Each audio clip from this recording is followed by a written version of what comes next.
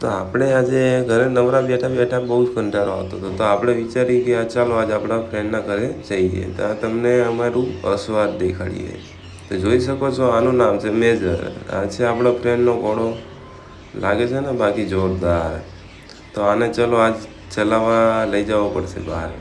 તો આપણે ફ્રેન્ડને કીધું કે ચલો ભાઈ આને લઈ લો બહાર.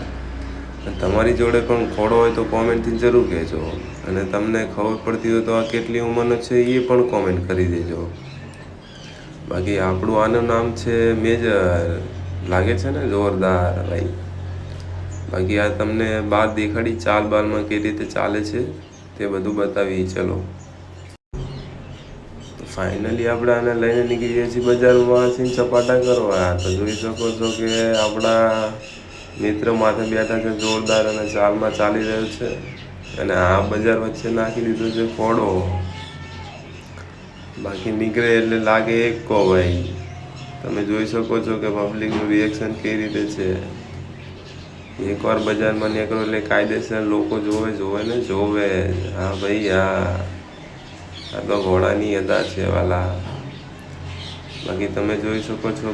જો તમારે આ ઘોડા વિશે ઓર જાણકારી અને વિડીયો જોવા હોય તો આપણી ચેનલને સબસ્ક્રાઈબ કરીને બેલ આઇકનને ક્લિક કરીને સપોર્ટ કરો. આપણે છીએ GJ13 સુરેન્દ્રનગરના અને આપણો બ્લોગ પહેલો જ છે. એટલે તમે જો અમને સપોર્ટ કરશો તો બહુ મજા આવશે આપણને. અને ચેનલ બનાવવામાં અમને પણ વિડીયો બનાવવાના અપલોડ કરવામાં બહુ મજા આવશે. તો તમારો સાથ સહકાર અને સપોર્ટ જરૂરથી. બાકી જય માતાજી અને જય શ્રી રામ.